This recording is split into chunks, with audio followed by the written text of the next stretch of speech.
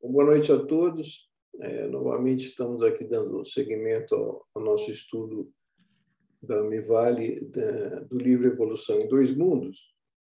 Hoje nós vamos estudar aqui o capítulo 9, Evolução e Cérebro.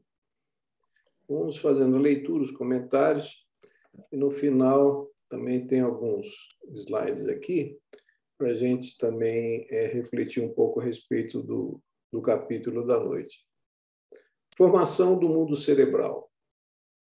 No regaço do tempo, os arquitetos divinos auxiliam a consciência fragmentária na construção do cérebro, um maravilhoso ninho da mente, necessitada de mais ampla exteriorização. As massas de células nervosas, que precede a formação do mundo cerebral nos invertebrados, dá lugar à invaginação do ectoderma nos vertebrados, constituindo-se lentamente a vesícula anterior ou prosencéfalo, a vesícula média ou mesencéfalo e a vesícula posterior ou rombencéfalo. Aqui ele está falando da formação embrionária, né? Daqueles folhetos embrionários que vão dar origem a todos os nossos órgãos, né? Então, é isso que ele se refere aqui.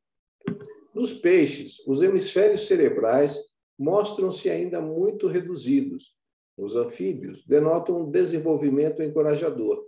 E nos répteis, avançam em progresso mais vasto, configurando já, com alguma perfeição, o arqueduto de Sylvius, aprimorando-se com mais segurança em semelhante fase, na forma espiritual, o centro coronário do psicossoma futuro, a refletir-se na glândula pineal, já razoavelmente plasmada em alguns lacertídeos, qual o rinocéfalo da Nova Zelândia, em que a epífise embrionária se prolonga até a região parietal, assumindo a feição de olho, com implementos característicos.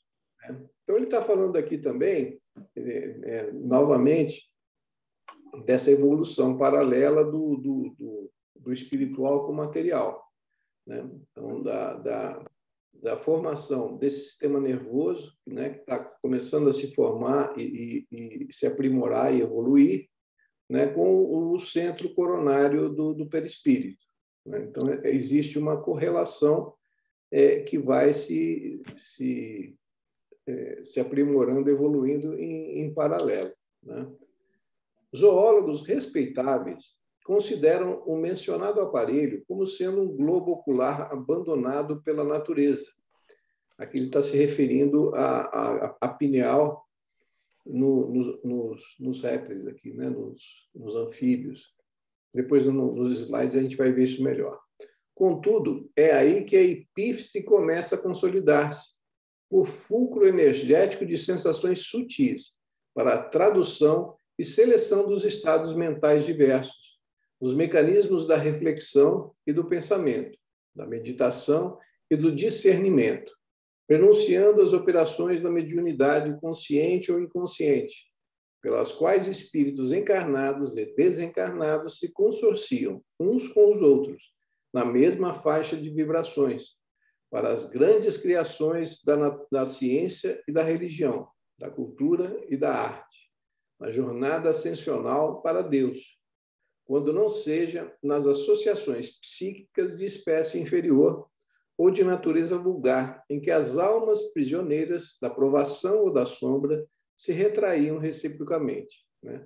Então, ele começa aqui a fazer esse comentário sobre as fases evolutivas que precedem o cérebro humano, né? No reino animal, nos répteis, nos anfíbios, né? Que o cérebro, nosso sistema nervoso, de uma forma geral, ele é construído como se fosse em andares, né? Primeiro, o tronco cerebral, ali com as funções autonômicas de respiração, de controle de temperatura, de controle de frequência cardíaca, todas essas funções autonômicas, né? Para depois ir crescendo, evoluindo, até a formação do encéfalo, né? Onde no homem, né, já se incesta ali as funções cerebrais superiores, de raciocínio, etc., né? girencefalia e lisencefalia. Prossegue o crescimento dos hemisférios cerebrais nas aves com significativas porções cerebelares, para encontrarmos nos mamíferos o encéfalo com apreciáveis dotações, apresentando circunvoluções nos girencéfalos e aumento expressivo na área do córtex. Quanto mais se verticaliza a escalada, ou seja, aquilo que a gente falou, vai se construindo em andares, né? Tem até aquele livro do Décio Iandoli, da doutora Ivênia também, né? O Cérebro Triunfo. Né? Então, ele fala a respeito exatamente desse processo evolutivo cerebral que é feito em, vamos dizer, em andares. Né? Então, ele vai falar sobre esses 3 andares aí e a função de cada um deles. Tem um livro, né, que chama, esse que eu citei, fala especificamente sobre isso. Quem tiver interesse de ler a respeito, é uma literatura bastante interessante aí que vai somar bastante coisa a isso. Então, quanto mais se verticaliza a escalada, mais se reduz a percentagem volumétrica do cerebelo, enquanto que os hemisférios cerebrais se dilatam. Contudo, é preciso destacar que esse fenômeno de progressão fundamentalmente não se relaciona com a inteligência, e nem esta é, a rigor, proporcional ao número de circunvoluções cerebrais. Tanto que mamíferos, quais o coelho, o canguru, o ornitorrinco e até mesmo certos primatas, possuem cérebros lisencéfalo, ou sem circunvoluções. A girencefalia e a lisencefalia obedecem a tipificações traçadas pelos orientadores maiores. E, novamente, né, a gente está vendo essa citação dele aqui, da interferência desses orientadores maiores, né, de espíritos com um grau evolutivo maior, né, com uma capacidade moral, intelectual ainda bastante superior à nossa, né, interferindo e ajudando no nosso processo evolutivo. No extenso domínio dos vertebrados, preparando o cérebro humano com a estratificação de lentas e múltiplas experiências sobre a vasta classe dos seres vivos. A maneira de crianças tenras, internadas em jardim da infância para aprendizados rudimentares, animais nobres desencarnados, a se destacarem dos núcleos de evolução fisiopsíquica em que se agrupam por simbiose, acolhem intervenções de instrutores celestes em regiões especiais, exercitando os centros nervosos, né? Isso que a gente acabou de comentar. Fator de fixação. Os neurônios nascem e se renovam milhões de vezes no plano físico e no plano extrafísico, né, no nosso corpo perispiritual, na estruturação de cérebros experimentais com mais vivos e mais amplos ingredientes do corpo espiritual, quando em função nos tecidos físicos, até que se ergam em unidades morfológicas definitivas do sistema nervoso. Novamente, ele fazendo esse paralelo de evolução do espiritual com o material.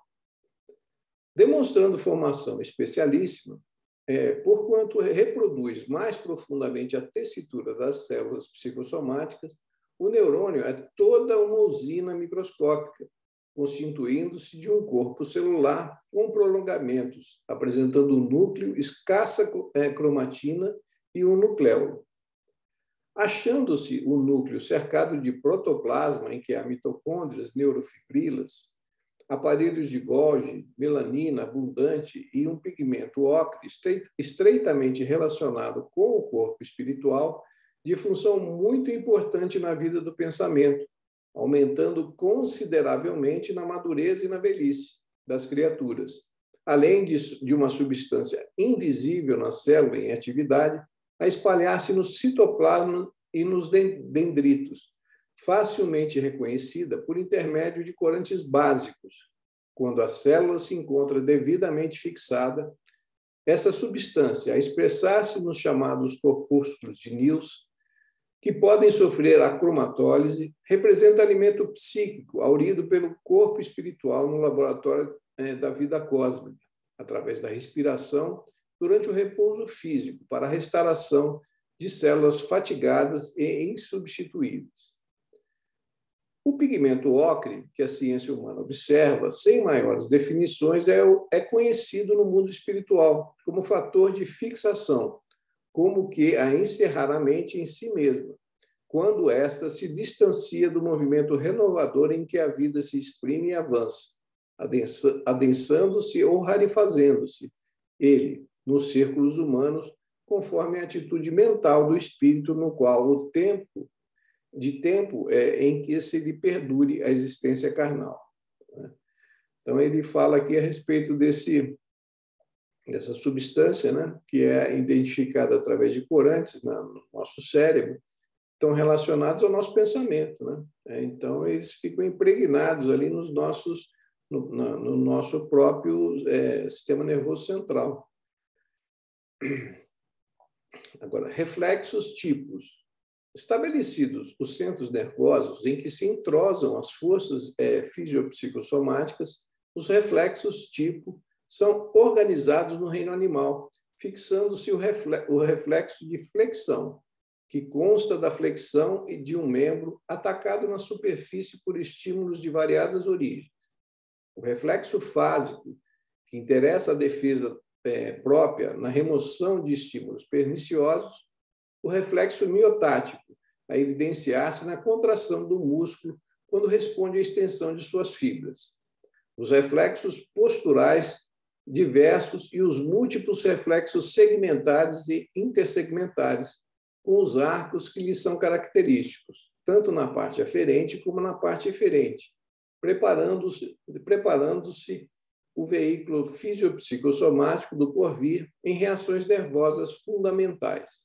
Através deles, o encéfalo, conservando consigo o centro coronário e o centro cerebral, registra excitações inúmeras para as faculdades de percepção, seleção, atenção e escolha se consolidam. Então, o que ele está falando aqui? Basicamente, a formação dos reflexos, que são as reações mais primitivas, né? Então, a gente, quando se encosta numa coisa quente, a gente tem aquele reflexo de retirada, né?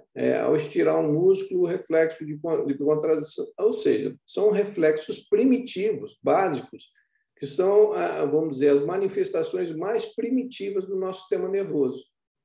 Então, que quando nesse processo evolutivo, né, desde dos animais mais primitivos até o homem, vai gradualmente se desenvolvendo. Então, esses são os primeiros, vamos dizer, as primeiras manifestações do nosso sistema nervoso. São esses reflexos básicos aqui que ele está se referindo acima. Formação dos sentidos. No corpo dos animais superiores, obra-prima da supervisão e construção dos arquitetos do espírito, no transcurso dos séculos, a consciência fragmentária acrisola, então, os sentidos.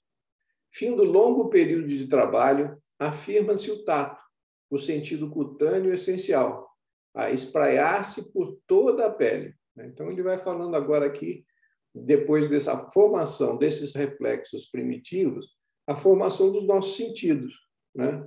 Então, começa a primeira manifestação são os reflexos, depois vem a manifestação dos sentidos básicos, audição, visão, tato, paladar, ou seja, como se fosse, né, realmente uma construção em etapas, né? Desde o mais primitivo, do mais básico até o mais complexo. Então, essa se converte em superfície receptora com variadas terminações nervosas que se salientam por extrema complexidade, desde as arborizações simples até os corpúsculos especializados que se localizam dentro da derme, utilizando células especiais em comunicação incessante com o cérebro, para que as sensações táteis constantes possam defender os patrimônios da vida. Adestrado à atenção, o animal na esfera física e na esfera extrafísica elabora, por atividades reflexas, várias substâncias que lhe excitam os centros receptivos, definindo os chamados sentidos químicos, a culminarem no olfato e no gosto. No epitélio olfatório, as células basais, as de sustentação e as olfativas, sobre os glândulos de Bowman, que se encarregam de fornecer o muco necessário à discriminação dos elementos odoríferos, operam a seleção das propriedades aromáticas das substâncias, e no dorso da língua, na epiglote, na face posterior da faringe, como no véu do paladar, os corpúsculos gustativos guardam as células epiteliais de sustentação e as células gustativas, associadas às pequenas glândulas salivares, fazendo o registro das substâncias destinadas à nutrição. Então, primeiro a formação dos reflexos básicos, depois a formação dos sentidos, dos órgãos de sentido. Aqui ele vai falar um pouquinho a respeito de cada um. Visão e audição. O sentido da vista, admiravelmente fixado, passa a permitir a constituição das imagens dos objetos na retina, segundo o sistema dióptrico particular, aperfeiçoando-se as células receptoras da luz, como impulso nervoso alcança as vias ópticas, transportando as imagens captadas até a profundez do cérebro, onde a mente incorpora as interpretações que lhe são próprias e analisa-as, plasmando observações para o arquivo da memória e da experiência.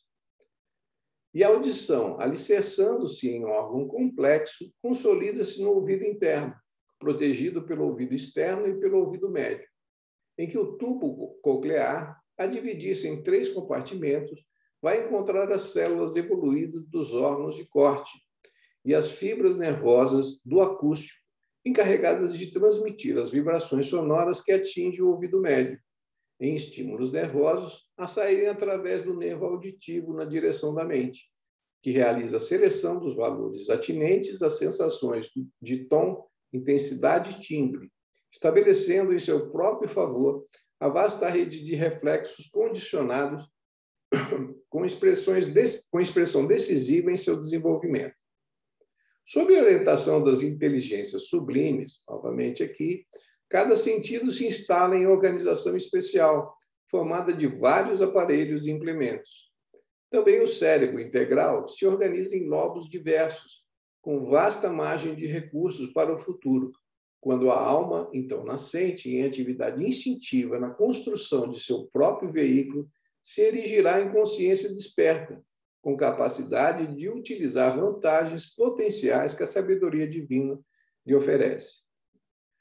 Então, todos esses nossos potenciais físicos e espirituais, a gente está vendo que eles vão se desenvolvendo de forma gradativa, de forma paulatina, aos poucos. Então, o processo evolutivo não é um processo que dá saltos.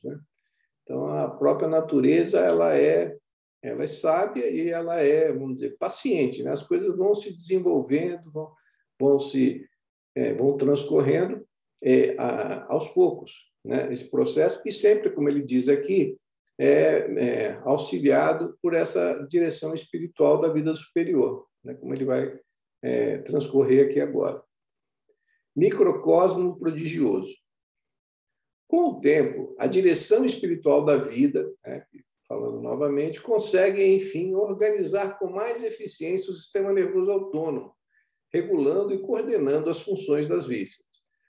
Para quem não está bem habituado com isso, o nosso sistema nervoso autônomo ele é responsável por todas as nossas funções autonômicas, aquelas funções que nós não precisamos pensar. Por exemplo, para respirar, a gente não pensa, eu tenho que respirar, senão... Não, isso é tudo de forma autônoma.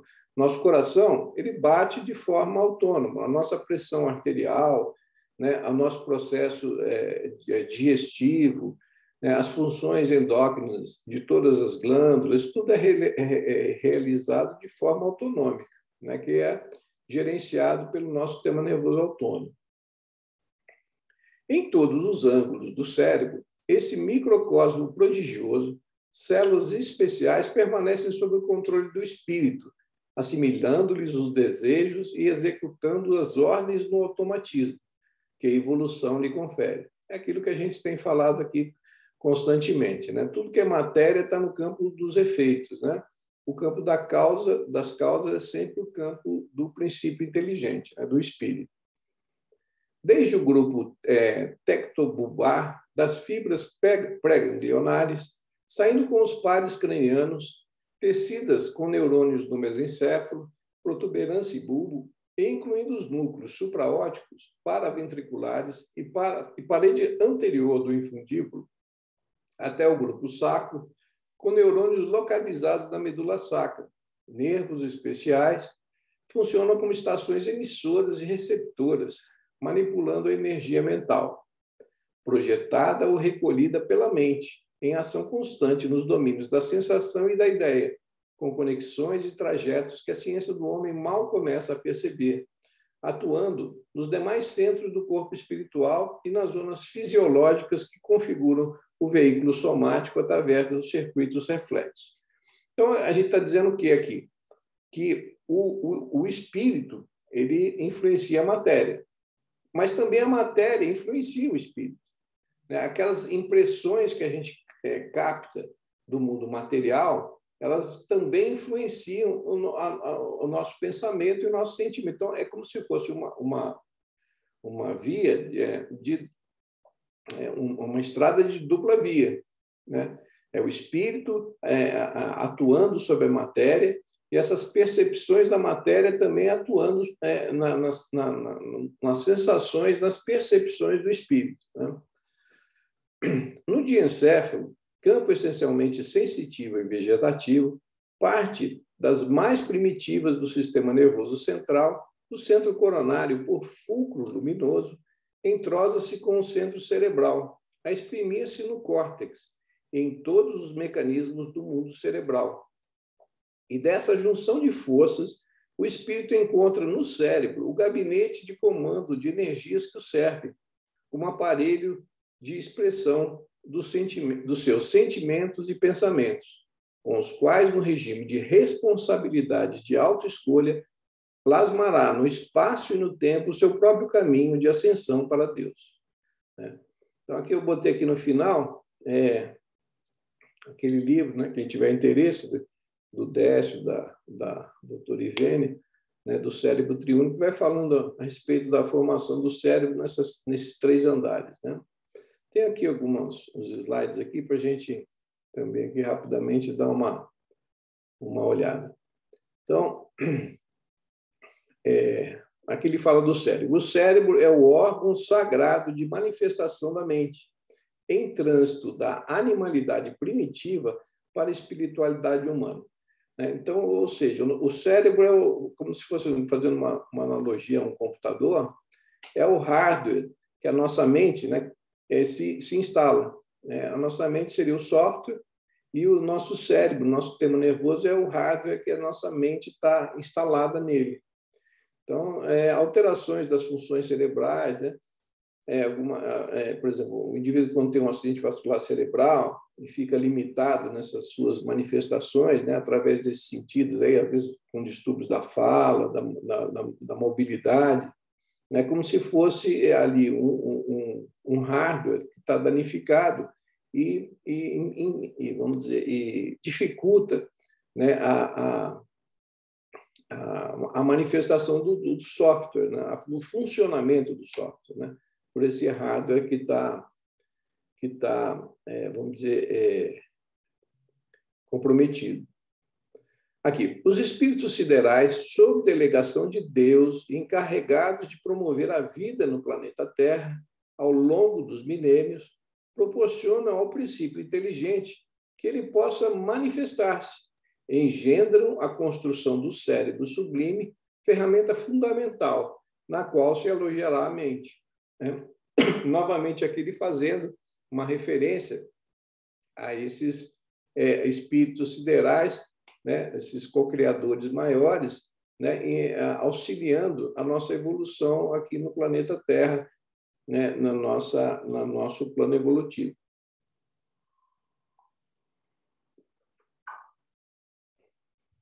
E seguindo, André Luiz aqui no mundo maior, né? O cérebro, órgão de manifestação da atividade espiritual, no capítulo 3. Porão da individualidade, onde arquivamos todas as experiências e registramos os menores fatos da vida. Manancial de nossos pensamentos, constitui a representação das potências perispiríticas, em conformidade com o mérito ou demérito, que trazemos e com a missão ou aprendizado necessários. Varia ele de criatura a criatura, em virtude da multiplicidade das posições na escala evolutiva. Então, aqui, constitui representação das potências perispirídicas, conformidade com o mérito ou demérito que trazemos como missão de aprendizado necessário. Então, às vezes, numa encarnação, se a gente, às vezes, faz mau uso da nossa inteligência, às vezes, numa outra encarnação, você pode reencarnar com um processo aí,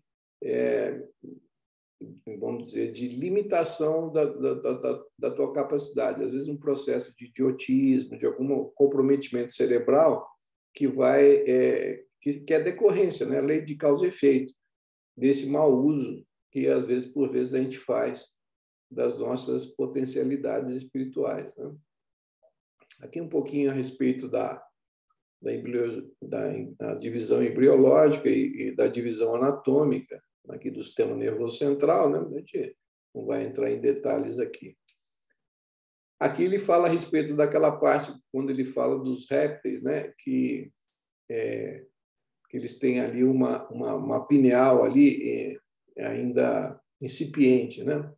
Configura-se já nos répteis, com alguma perfeição, o arqueduto de Sylvius e o centro coronário do psicossoma futuro, despontando também a glândula pineal, já razoavelmente plasmada em alguns lacertídeos, né, répteis escamosos, lagartos, assumindo a feição de um olho com implementos característicos, né? Aquela estrutura que a gente viu ali, discutiu no livro, que fica aqui no topo aqui do cérebro dos répteis, que é a pineal, o precursor ali da glândula pineal nos humanos, né? Aqui ele mostra de uma forma melhor. Como o globo ocular abandonado pela natureza, o órgão em questão é chamado de olho parietal, olho pineal ou terceiro olho, né? Aqui esses autores comentam. Assim, este órgão age com um medidor de luz e temperatura, indicando as condições ambientais estão ou não adequadas às atividades do lagarto. E está relacionado com a nossa glândula pineal, com a melatonina, que tem essas funções, né, de a gente entender o que é dia, o que é noite, relacionado ao sono, né? Hoje em dia se trata a insônia, às vezes, com melatonina, né? Então, você vê, realmente, tem uma relação com a nossa glândula pineal, né? Com o tempo, o terceiro olho foi mergulhado na profundidade craniana, fixando-se entre os dois hemisférios cerebrais. Este olho foi se modificando e, mesmo sem perder sua sensibilidade à luz, passou a produzir um hormônio, melatonina, e substâncias neurotransmissoras, serotoninas. Os anatomistas identificam esse pequeno órgão como uma glândula pineal, né, que o Sérgio Felipe estudou isso muito bem, né, falando ali como se fosse a nossa antena espiritual, né, por ali que a gente recebe todas essas impressões eletromagnéticas do plano espiritual. E a medicina antigamente dizia que era um órgão que não tinha mais sentido, que ele tinha se calcificado, né?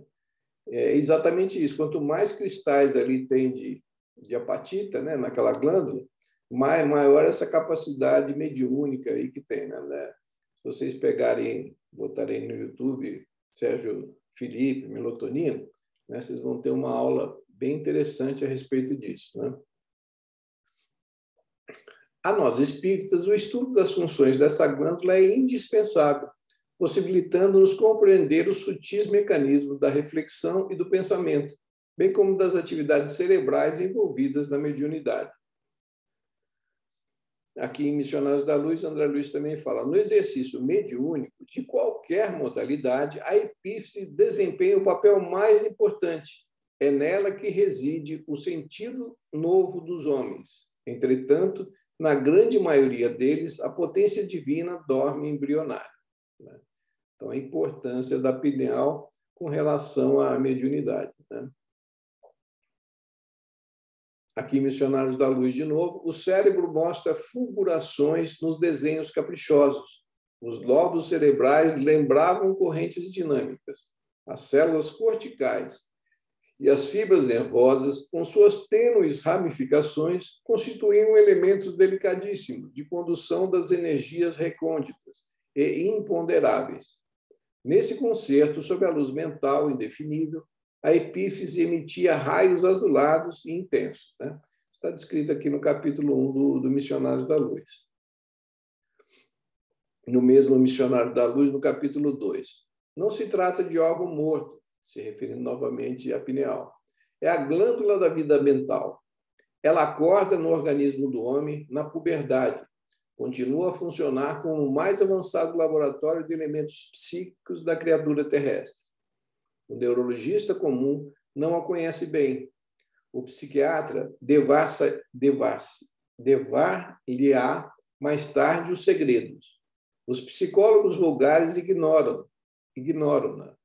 Freud interpretou-lhe o desvio no estudo da indisciplina congênita da humanidade. No período de desenvolvimento infantil, fase de reajustamento desse centro importante do corpo perispiritual, pré-existente, a epífise parece constituir o freio às manifestações do sexo. Então, isso aqui é bastante interessante, né? Ainda mais nos dias de hoje, em que se procura cada vez mais cedo despertar a sexualidade das crianças, né? Como a gente está vendo isso acontecer. E a criança é para ser criança, né? A própria natureza diz isso, né? Aqui, ó, no período de desenvolvimento infantil, fase de reajustamento desse centro importante do corpo perispiritual preexistente, a epífise parece constituir o freio às manifestações do sexo. Então, a própria natureza está dizendo que criança não é para se sexualizar. Criança é para ser criança.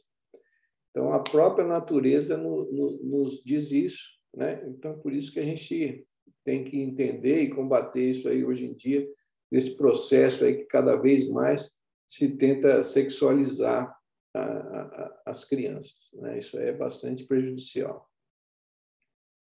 Aqui, Missionários da Luz também continua. Glândula da vida espiritual do homem. Conserva ascendência em todo o sistema endócrino, ligada à mente por princípios eletromagnéticos. Sob sua direção, efetuam-se suprimentos de energias psíquicas, controladora do mundo emotivo. Sua posição na experiência sexual é básica e absoluta. Poderosa usina que deve ser aproveitada e controlada no serviço de iluminação e refinamento, benefício da personalidade. Aquilo que a gente falou, dessa escala evolutiva, né? Da evolução. Primeiro o arco reflexo simples, depois os automatismos instintivos, as experiências emocionais, o raciocínio, o julgamento e a inteligência, né? Tudo vai num processo evolutivo lento, como a gente comentou quando estava lendo ali o capítulo, né? Aqui no mundo maior, também no capítulo 3, os lobos frontais, silenciosos ainda para a investigação da ciência do mundo, jazem materiais de ordem sublime e conquistaremos gradualmente no esforço de ascensão, representando a parte mais nobre do nosso organismo divino em evolução. Da mente para a mente. Por efeito das vibrações que emitimos ao pensar, estamos obrigatoriamente ligados por sintonia mental a todas as criaturas que no mundo inteiro pensam como nós. Somos os responsáveis diretos por esse ambiente psíquico que criamos às custas de nossos desejos. Ou seja, a Terra, o planeta Terra, tem uma psicosfera. Essa psicosfera é criada pelos nossos pensamentos. Então, se a gente tem uma psicosfera no planeta carregada, difícil, pesada, é porque nós, como criaturas, né, estamos tendo esse tipo de pensamento. Ele está falando aqui da lei de sintonia, né? Isso é uma lei da física. Se a gente está num tipo de vibração, a gente vai se sintonizar sempre com as inteligências que estão vibrando nessa mesma frequência. Isso aí é física, né? Que essa sintonia nos coloca em conexão uns com os outros. Mente, células, corpo. André Luiz explica que os estados da mente são projetados sobre o corpo através dos bióforos, que são unidades de força psicossomáticas que se localizam nas mitocôndrias. Isso a gente já falou bastante a respeito disso nos capítulos anteriores, né? Quem está acompanhando está lembrado. Quem não está, se pegar os capítulos anteriores, vocês estão acompanhando aí a gente na internet, lá no YouTube, né? Ver os capítulos anteriores que a gente comenta bastante. Isso é muito importante, né? A mente funciona ora como um sol, irradiando calor e luz, equilibrando e harmonizando todas as células do nosso organismo, e ora como tempestade, gerando raios e faíscas destruidoras que desequilibram o ser, atingindo as células nervosas.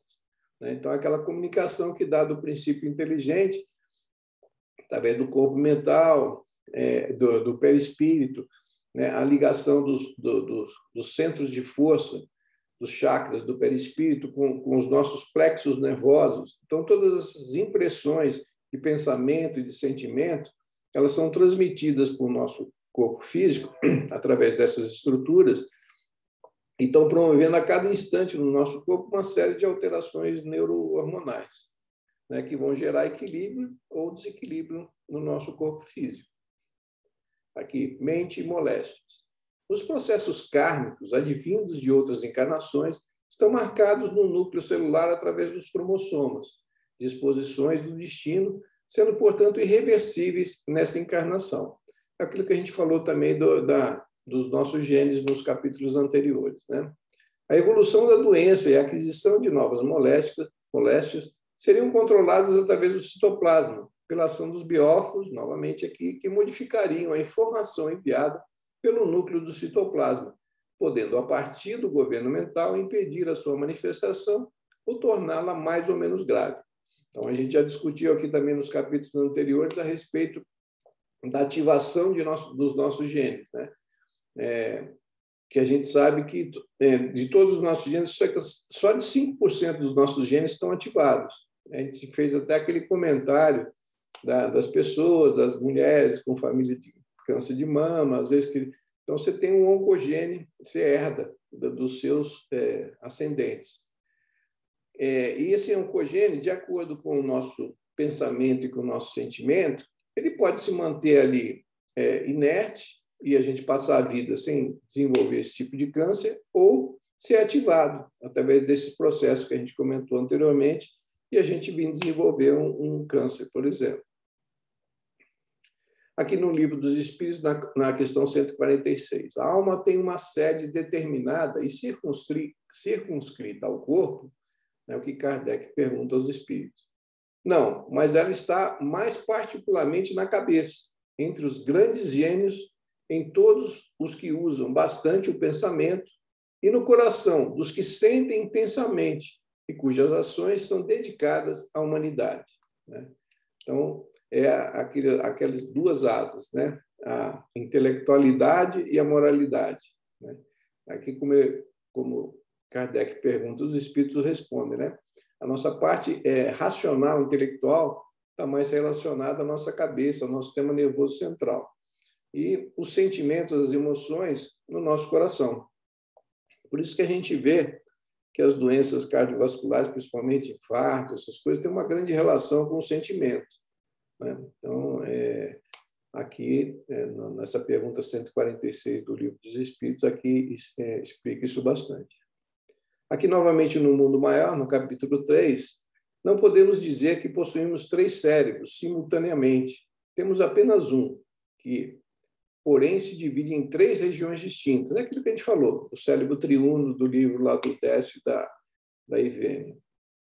Como um castelo de 3 andares que abrigam. No primeiro, os impulsos automáticos, hábito e automatismo. No segundo, as conquistas atuais, esforço e vontade. No terceiro, noções superiores, ideal e meta superior a ser alcançado, né? Que a gente já comentou isso anteriormente. Distribuímos desse modo nos 3 andares, subconsciente, consciente e superconsciente. Como vemos, possuímos em nós mesmos o passado, o presente e o futuro. Está tudo arquivado na nossa mente espiritual, né? As encarnações todas que a gente no momento a gente não lembra encarnado aqui, e às vezes como desencarnado, a gente ainda não, mas todas essas informações, todas essas vivências, todas essas experiências, sentimentos que nós tivemos desde o nosso princípio desse ser, da formação desse princípio inteligente, tudo está arquivado na nossa mente espiritual, né? Então, ou seja, tudo que a gente tem no consciente é só a ponta do iceberg, né? A gente tem aqui uma imensidade de experiências, de vivências, que a gente, no momento, no nosso consciente, não se recorda, mas elas estão todas armazenadas aqui na nossa mente espiritual, né? Então, basicamente, isso era o capítulo de hoje aqui que a gente queria comentar. Na próxima semana, também um capítulo bem interessante, que é o capítulo 10, em que a gente chega na metade do livro, né? É que já avançamos bastante aí no estudo do livro, né? Na próxima semana, a gente atinge a metade dele, e é um capítulo bem interessante, que vai falar sobre palavra e responsabilidade, né? Então, alguns capítulos aí para frente, eles são muito... Os anteriores são muito densos, muita informação científica e tal. Aqui a gente começa a entrar um pouquinho nessa parte assim também muito interessante, né, do uso da palavra, da responsabilidade. Então, basicamente, para hoje era o que a gente gostaria de comentar. Alguém quer fazer algum comentário, alguma observação? Ô, Newton, é impressionante, né, essa coleção de André Luiz, né? Ela é maravilhosa, né? A gente vê como ele consegue passar para a gente tanta informação a respeito da evolução do princípio inteligente, quanto de embriogênese, de anatomia, né? Então, como os livros eles se interligam com essas informações a respeito da glândula pineal, né? Quer dizer, aquele livro escrito, psicografado na década de 40, informações que a medicina naquela época estava longe de conhecer e que hoje em dia a gente sabe de toda essa real importância da glândula pineal. Então, a gente vê que é um estudo riquíssimo, né? E esses slides que você colocou para a gente estudar, quanta coisa, material de estudo tem agora para a gente parar e rever isso aí, porque é muita informação, né? Sim. E muita coisa que a gente já comentou anteriormente, né, a respeito dos bióforos, né, que são... Exatamente. Ele chega até a ser até um pouco repetitivo, né, o André Sim. Luiz, para que a gente possa assimilar, exatamente. Fixar tanta informação. Então, ele está sempre se repetindo. Você vê que ele falou muito de bióforo no capítulo anterior, agora ele cita novamente, né? O link que ele faz nos livros, né? Trazendo sempre as mesmas informações sobre outra ótica. Então, é muito bom esse estudo, realmente. E essa repetição não é por acaso, né? Lógico. Quando ele fica falando desses espíritos superiores que estão interferindo, estão conduzindo, melhor dizendo, seria o termo, ao nosso processo evolutivo, ele repete isso toda hora, né? Então, isso não é redundância dele, não. É que realmente é importante, do meu modo de ver, ele quer fixar bem essas informações. Como dizia sempre, Nelson Rodrigues, tudo que é dito uma vez só permanece inédito. Diga, Flávio. E sempre. Pode falar. E sempre ele vai evoluindo, né? Sempre ele começa do mais primitivo para a gente não perder a linha, né? Do iniciozinho, bem para você ir. Por isso que o livro não é fácil. Sim. Como a Cláudia falou, é redundante, é repetitivo, mas sempre começando do primórdio, para depois ir evoluindo, para a gente guardar bem mesmo. Exatamente. Porque é para a gente ir fixando, né? E aí, aquilo que a Cláudia falou também, a correlação, um livro se correlacionando com o outro, né? As informações e tal. É uma obra, né? Não é... um conjunto, não é? Os livros eles não são coisas assim vamos dizer assim, estou lendo um livro, são coisas independentes, coisas que não se relacionam. Toda a obra de André Luiz, ela se correlaciona, todos esses livros, né, se correlacionam uns com os outros, né? É como se realmente fosse um grande tratado, né? Por isso que é a importância da gente estudar essas obras, da doutora Marlene falar da importância das AMES estudarem as obras de André Luiz, né? Mas é isso. Alguém quer fazer mais algum comentário? Não? Bom, então vamos fazer uma prece de encerramento e aí a gente interrompe, agradecendo aqueles que estão acompanhando também a gente no canal do YouTube, né? Qualquer informação, qualquer que quiserem algum comentário, né? Pelo nosso e-mail, né? É amevaleparaíba@gmail.com. É só enviar qualquer informação, qualquer comentário a respeito do nosso estudo, tá bom? Alguém quer fazer a prece aí? Quem fez semana passada? Flávio? Foi o Flávio, né? Faz aí, Cláudio, então. A outra foi o Ivan. Faz hoje, a Cláudia.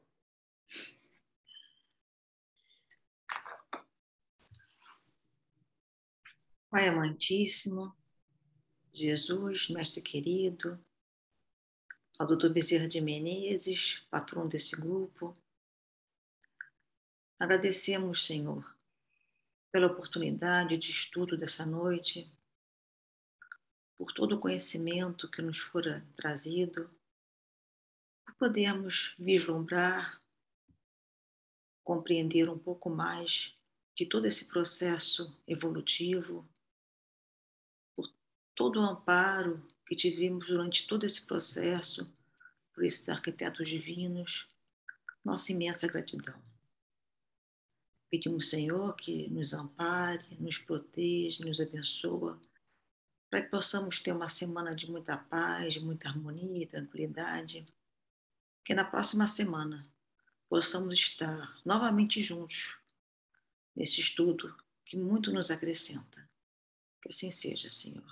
Assim seja. Agradecendo aí a presença de todos, né?